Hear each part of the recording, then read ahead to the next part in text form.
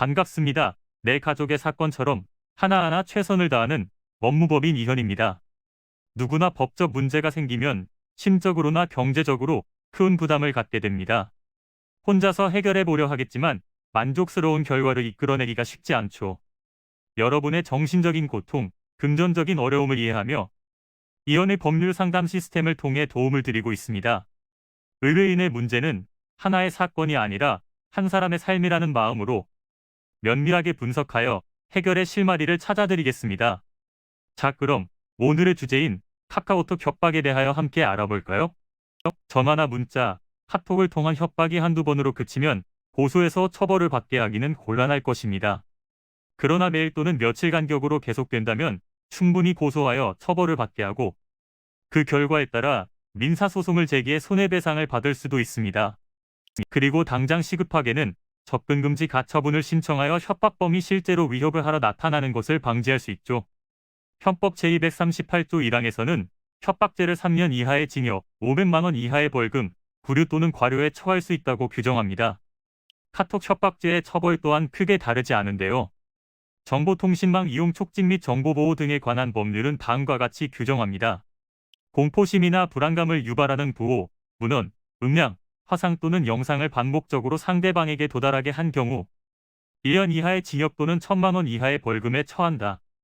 협박이란 공포심을 일으킬 정도로 해악을 고지하는 것이고 그 해악의 대상은 피해자 본인에 대한 것뿐 아니라 친족이나 피해자와 가까운 제3자도 포함될 수 있습니다. 실제 협박범이 직접 대면하여 협박을 한 경우가 아니고 전화나 SNS를 통해 협박한 경우에 실형을 선고받아 징역을 살게 될 가능성은 높지 않지만 유죄 판결을 받을 수 있는데요. 고소장 작성을 위해서는 협박을 당하고 있다는 증거가 확보되어야 하며 전화 통화 녹음이나 문자, 카카오톡 대화 내용 캡처 사진 등을 활용할 수 있습니다.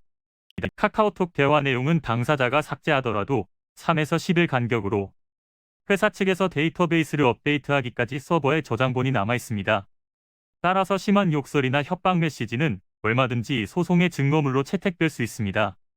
이는 간단히 분석될 문제가 아닌 경우들이 대부분이므로 꼭 법률적인 상담을 받아보는 것이 현명하다고 볼 수 있습니다. 그리고 가능한 한 긴 싸움이 되지 않도록 최대한 빠르게 조치를 취하는 것이 좋습니다. 미루면 미룰수록 사건에 대한 난이도가 높아질 수도 있기 때문이지요. 가벼운 병도 방치를 하면 상당히 무거운 병이 되듯이 이 또한 역시 사전에 바로잡으셔야만 간단한 조치로도 해결할 수 있는 가능성이 높아지는 것입니다. 여러분이 골머리를 앓고 계신 그 사안, 저희 법무법인 이현에게 알려주세요.